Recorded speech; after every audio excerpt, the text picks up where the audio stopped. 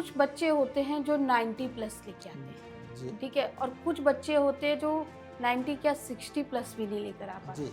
तो उनके पेरेंट्स उन पे दबाव डालते हैं। लोग अपनी जो पोज़ीशन है या फिर मैं कहूँ डिफ़िकल्टीज़ है, वो किसी के साथ में शेयर नहीं कर पाते हैं, अकेले-अकेले घुटते रहते हैं। तो वो उनको फिर कोई रास्ता नहीं मिलता है और वो डिप्रेशन के शिकार हो जाते हैं। दोस्तों, अगर आपके भी पेरेंट्स आपको फ़ोर्स करते हैं, आपके भी पेरेंट्स अगर आपको ताना मारते हैं कि भई देख उसके कितने नंबर आए और तेरे कितने नंबर आए। आजकल एक चलन बहुत चला हुआ है शुगर डैडी, शुगर मॉम। जी। ये क्या है? इस रिश्ते के बारे में आप क्या कहना चाहेंगे? अब मुझे कुछ 5 ट्रिक्स बताइए जिससे कि जो आपका पार्टनर है आपके पास टिका रहे, जाए ना, बाहर कहीं पर भी इधर-उधर मुँह ना मार दे। जब आप शुक्र की रेमेडी करते हैं तो ना ही आपका रिलेशनशिप बेटर होता है, बल्कि आपका प्रोफ़ेशनल रिलेशनशिप भी अच्छा होता है और आपको जो है धन्य-धान्य की कोई कमी नहीं होती। तो हमेशा ही शुक्र का उपाय ज़रूर करें। अब उसके अंदर आप क्या कर सकते हो?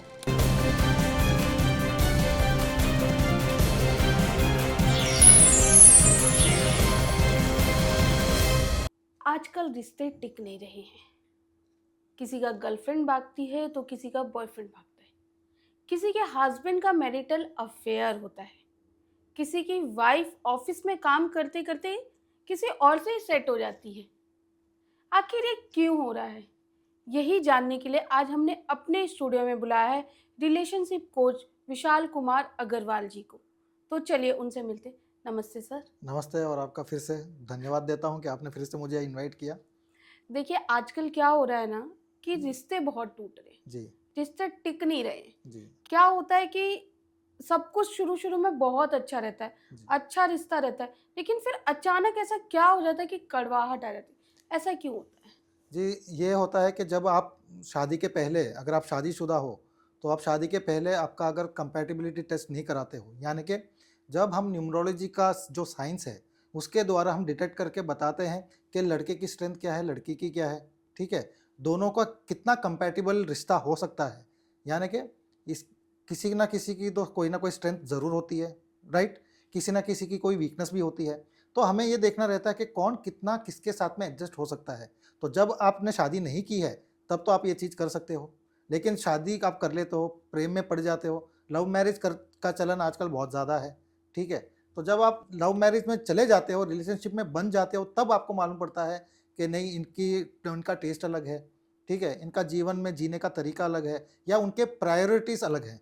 तो तब जाके वो डिस्प्यूट होता है और कहीं न कहीं फिर उनको महसूस होता है कि मैंने गलत डिसीज़न ले लिया और फिर वो कहीं न कहीं फिर वो रिश्ता धीरे-धीरे और भी ज़्यादा कॉम्प्लिकेटेड हो जाता है और फिर वो रिश्ते से अलग होने की कोशिश करते हैं। लेकिन यहाँ पर भी मैं कहूँगा कि कोई भी जल्दबाज़ी में आप डिसीज़न मत लीजिए। आप अगर कोई एक अच्छे न्यूमरोलॉजिस्ट से जाके ज़रूर मिलें, ठीक है? वो ज़रूर आपको गाइड करेगा कि आपके रिश्ते में कहाँ दिक्कत है। ये हम डिटेक्ट करके बता सकते हैं। क्यों? आपका जो एक्सपेक्टेशन है, ठीक है? सामने वाला के भी कुछ और है। सब कोई यही चाहता है कि मैं जो चाहता हूँ वो सामने वाला करे। जबकि वो आज के डेट में पॉसिबल नहीं है। दोनों को ही मिलके आगे गाड़ी चलानी होती है। जैसे कि आप देखें कि कोई ट्रेन भी है, तो 2 पटरी जो पैरेलल पटरी होती है उसके ऊपर ही ट्रेन चल सकती है, राइट? आगे-पीछे अगर प पटरी हो तो नहीं चलेगी ना। तो इसी हिसाब से दोनों को ही समझ जाना और दोनों के लिए ही हम दिमाग में फिर उनके वो फीड करते हैं कि आपको क्या चाहिए, ठीक है? और सामने वाले को क्या चाहिए, ये पूरी क्लैरिटी लाने के बाद में जब हम उनको गाइड करते हैं, तो डेफ़िनेटली वो फिर लाइफ़ में आगे बढ़ते हैं। कई सारे रिश्ते मैंने ऐसे देखे हैं जो टूटने की कगार पे थे, लेकिन जब उन्होंने कंसल्टेशन लिया, उसके बाद में आज वे अच्छे से जी रहे हैं और एक-दूसरे को छोड़ना भी नहीं चाहते हैं। सर, जहाँ की जी ये हाँ, बात हो गई छोड़ना नहीं जी, चाहते, ठीक है? आजकल एक बहुत चल रहा है, मैंने अभी पीछे ही मैं न्यूज़ में देख रही थी, नोएडा में जो हाई क्लास है, वो वाइफ स्वैपिंग का मामला बहुत ज़्यादा चल रहा है। जी। तो इसमें आप क्या कहना चाहेंगे कि ऐसे रिश्ते भी क्या सुधर सकते हैं?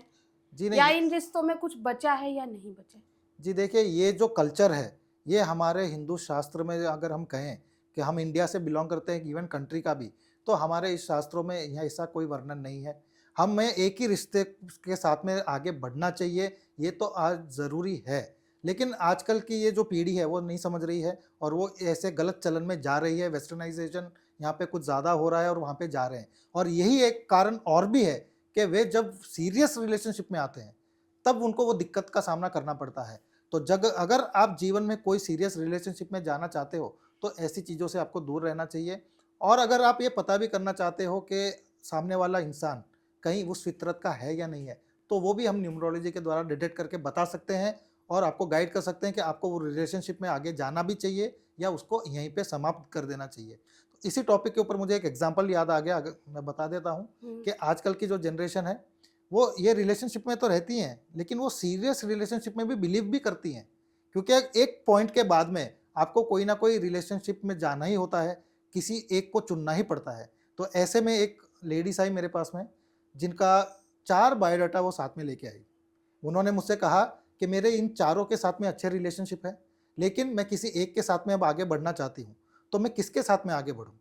तो फिर मैंने उनको फिर गाइड किया कि वो 4 में से जो उनकी एक्सपेक्टेशन थी, उस हिसाब से किसकी डेट ऑफ बर्थ है और उसके साथ में उसको कहाँ पे एडजस्ट करना होगा और कहाँ पे जैसा वो चाहती है वो लड़का वैसा करेगा। तो फिर वो 3 में से 1 लड़के को उन्होंने चुना 3-4 में से और फिर वो उनके साथ में शादी किया। सर आजकल है ना मॉडर्न ट्रेंड में जी, एक बहुत नया वर्ड चला है, कार्मिक रिलेशनशिप। जी, क्या होता है, शादी होती है, जी, ठीक है, हस्बैंड के साथ रह रहे हैं या हस्बैंड वाइफ के साथ रह रहे हैं, जी, ठीक है, फिर उसके बाद उस कंडीशन में क्या होता है कि उसका बाहर किसी से रिलेशनशिप चल जाता है। जी।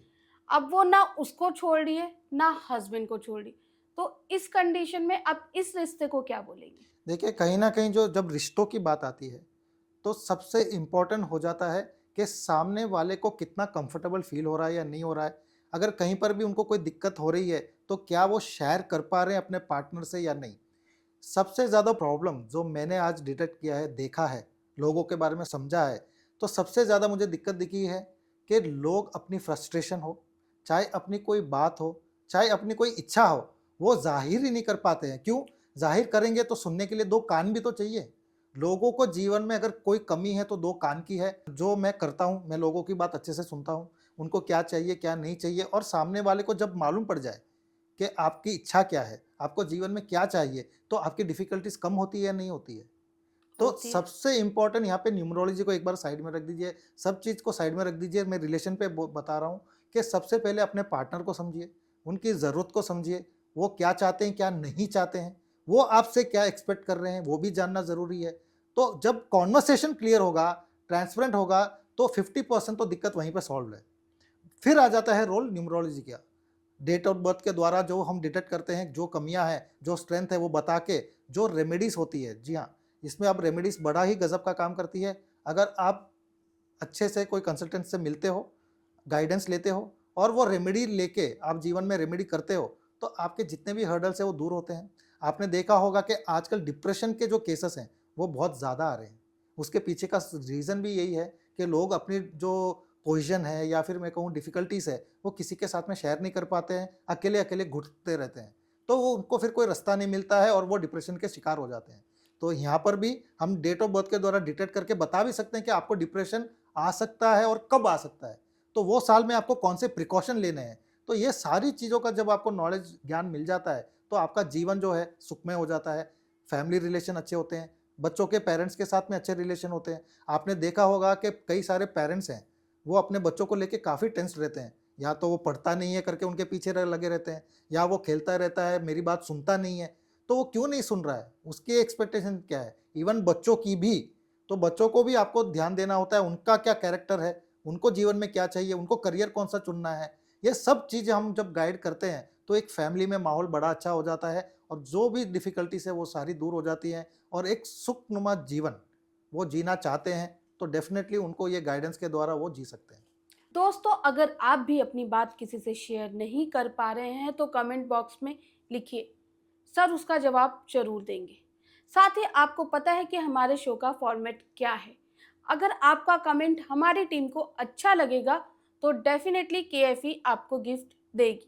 तो चलिए सर से आगे बढ़ते हैं। सर मुझे एक बात बताइए, आजकल एक चलन बहुत चला हुआ है, शुगर डैडी, शुगर मॉम, जी। ये क्या है? इस रिश्ते के बारे में आप क्या कहना चाहेंगे? देखिए, ये जितने भी ये जो टर्म्स आए हैं आजकल, वो सब वेस्टर्नाइज़ेशन हो रखा है। सब लोगों आजकल क्या है, बहुत ज़्यादा फ्री जो है, ये जो फ्री है, बिल्कुल हमें बच्चों को फ्रीडम देना चाहिए। हर चीज़ में फ्रीडम हमको देने की ज़रूरत है, लेकिन कहीं न कहीं हमें रिस्ट्रिक्शन भी रखने की ज़रूरत है। क्योंकि वो जो कल्चर है, जैसा कि मैंने पहले भी आपको कहा है कि वो कल्चर हमारे साथ में हम जोड़ के नहीं देख सकते हैं।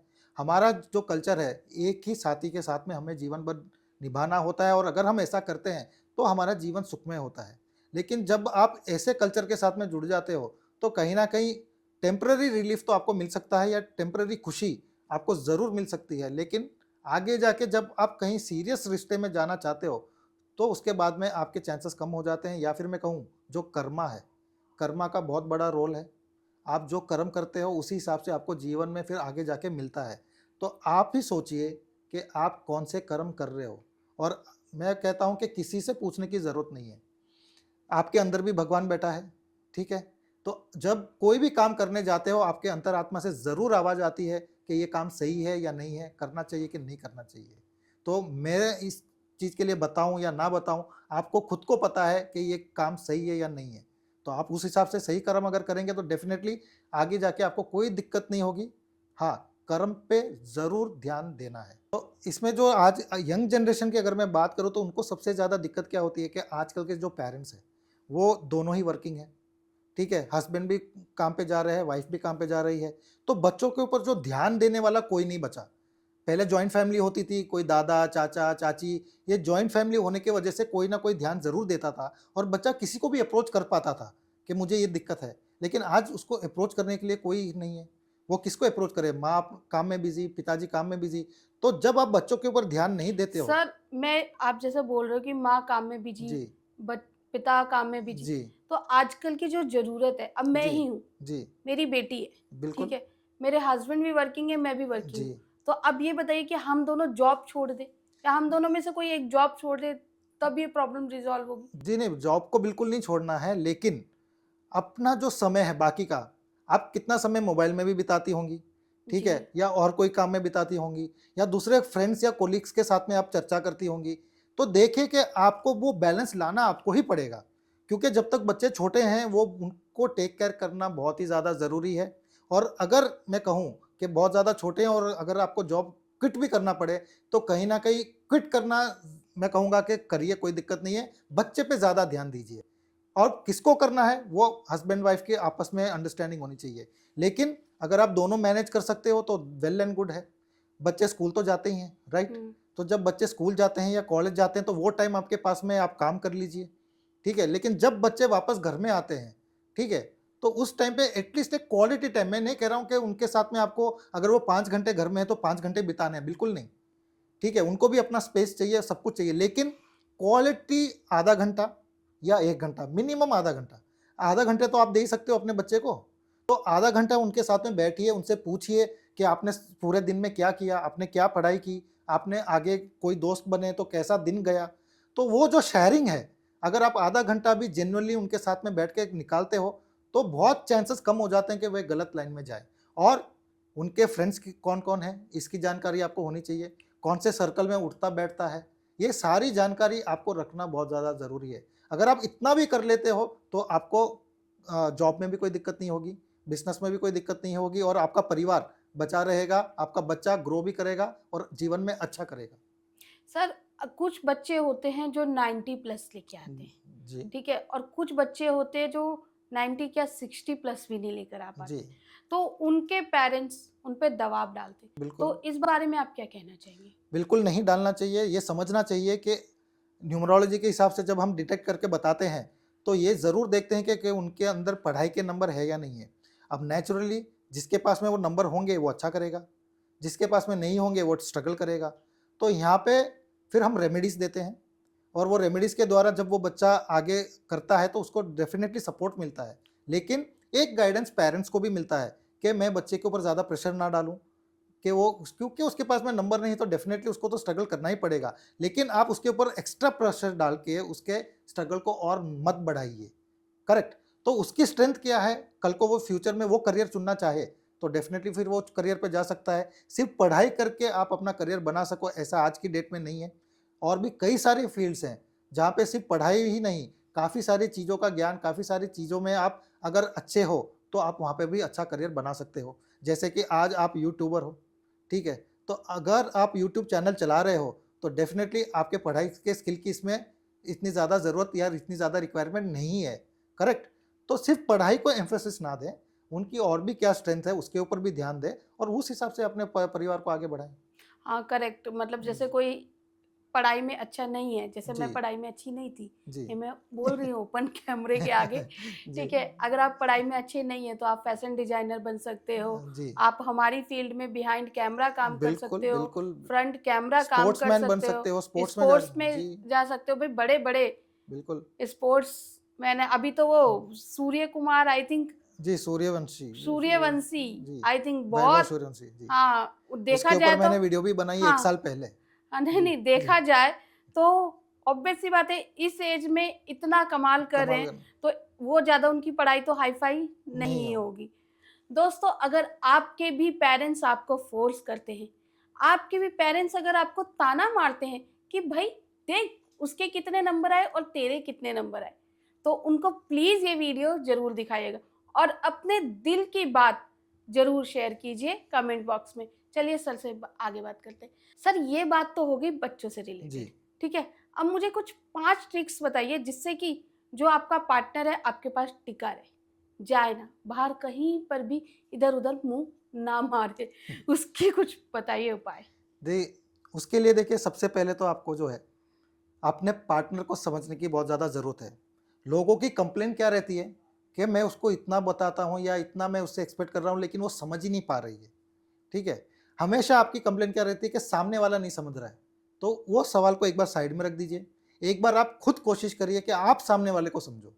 नंबर 1, जी, एक-दूसरे को समझने की बिल्कुल कोशिश समझने की करनी ज़रूरत चाहिए। है। नंबर 2 उनकी स्ट्रेंथ क्या है, उनकी वीकनेस क्या है, कहाँ ओके, पे वो है कि नहीं झुकेंगी, कहाँ पे आपको झुकना है, तो ये भी जानना बहुत ज़्यादा ज़रूरी है। क्योंकि दोनों ही अगर एक ही पॉइंट को लेके आगे बढ़ते रहेंगे तो रिश्ते में कभी मतलब आप हम। झुको, जी कभी हाँ, आपका सामने वाला पार्टनर झुके, 100% ये, क्योंकि ठीक ये है? झुकना नहीं होता है, ये एक दूसरे को रिस्पेक्ट की निगाहों से देखना भी होता है। एक दूसरे की जो बात है या एक दूसरे की जो इच्छा है, उसकी कदर करने की बात हो गई, ठीक है? हुँ, तो इसको हम झुकना नहीं कहेंगे, इसको हम एक दूसरे की रिस्पेक्ट करना ही कहेंगे। क्योंकि जब आप जो भी टर्म्स भी यूज़ करते हो रिलेशनशिप में, ये बहुत ध्यान हमें रखना पड़ता है। कोई भी नेगेटिव अगर पॉइंट आ जाए, तो फिर वो कहीं न कहीं उसको पैचअप करने की जगह वो उसको डिवाइड ना कर दे। तो हम यहाँ पे कहेंगे कि हम उनकी डिसीज़न की या उनकी इच्छा की रिस्पेक्ट करना भी सीखें। अब तीसरी चीज़ जो होती है, ज़्यादा से ज़्यादा क्वालिटी टाइम आप आपकी वाइफ़ के साथ में कहाँ स्पेंड करते हो? आपके बेडरूम में।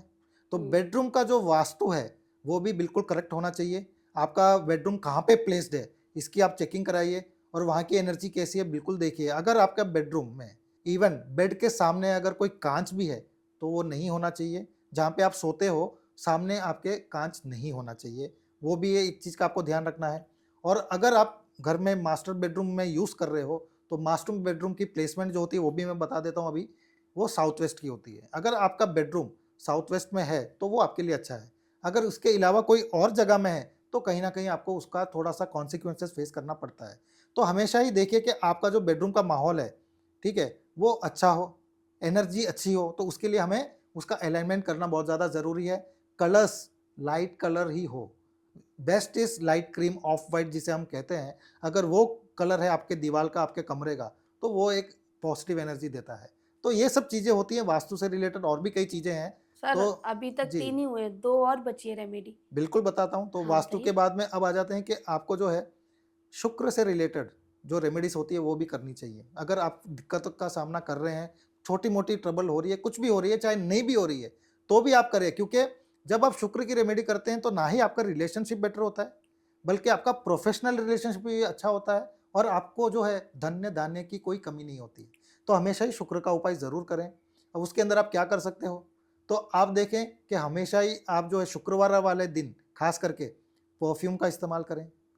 अगर नए कपड़े हैं, तो नए कपड़े अच्छे से इस्त्री किए हुए, मतलब दिखने में आप अच्छे दिखें, ठीक है? कपड़ों में कोई सल ना हो, इस हिसाब से आप देखें, अपने आप को अच्छे से तैयार करके घर के बाहर निकलें। आप अगर हस्बैंड हैं, तो वाइफ़ को अच्छे से ट्रीट करके निकलें। सवेरे जभी भी आप घर के बाहर निकलते हो, ऑफ़िस जाते हो, तो उससे अच्छा बोल के, ठीक है? अच्छी तरीके से बातचीत करके निकलें और जभी भी लौटें, तब कुछ ना कुछ उनके लिए लेके लौटें, चाहे भले वो एक गुलाब ही क्यों ना हो, ठीक है? लेडीज़ जो हमारी पत्नियाँ होती हैं, उनको कुछ ज़्यादा नहीं चाहिए, कुछ महँगा नहीं चाहिए।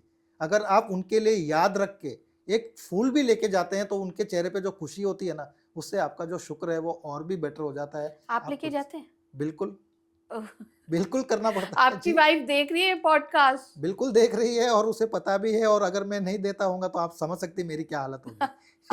तो आप मुझे स्पॉट में डाल रहे हो, मत डालिए। ठीक है जी। सर, अब बताइए पांचवा। 5वां अगर होता है कि आप अपनी जो पार्टनर है, उसका डेट ऑफ बर्थ आप एनालिसिस करवाइए। तो अगर उसमें कुछ कमी हमें दिखती है कि वहाँ पे आपको सावधानी रखनी चाहिए, तो वो हम ज़रूर आपको गाइड करके देंगे, ताकि आपका जो रिलेशनशिप अच्छा रहे और आपके पार्टनर से कोई गलती ना हो। जी हाँ, क्योंकि आप कोई गलती भी कर दो, तो आपको कभी नहीं लगता है कि मैंने गलती की है या मुझसे गलती क्यों हो गई, कैसे हो गई, राइट? तो आपको जब अगर गाइडेंस मिल जाए कि सामने वाला गलती कर सकता है, तो आप उसे बचा सकते हो, राइट? तो यहाँ पे न्यूमरोलॉजी में हम वो डिटेक्ट करके बता सकते हैं, और क्या-क्या प्रिकॉशन लेना है, उसका भी हम आपको ज़रूर गाइडेंस देंगे। तो दोस्तों, अगर आपका पार्टनर भी आपके लिए कभी रोज लेकर नहीं आता है, आपका पार्टनर भी आपके लिए कभी गिफ्ट लेकर नहीं आता है, आपका पार्टनर भी अगर आपको शॉपिंग नहीं कराता है, आपका पार्टनर भी अगर ऑफिस जाने से पहले आपसे अच्छे से बात करके नहीं जाता है, तो उसको ये वीडियो ज़रूर दिखाइए, खास तौर से रेमेडी वाला पार्ट। तो ये थे हमारे साथ विशाल जी, जिन्होंने हमें बहुत अच्छी इन्फॉर्मेशन दी। साथ ही अगर आप इनसे मिलना चाहते हैं, इनकी कंसल्टेशन लेना चाहते हैं, तो इनकी पूरी कॉन्टैक्ट डिटेल आपको हमारे डिस्क्रिप्शन बॉक्स में मिल जाएगी।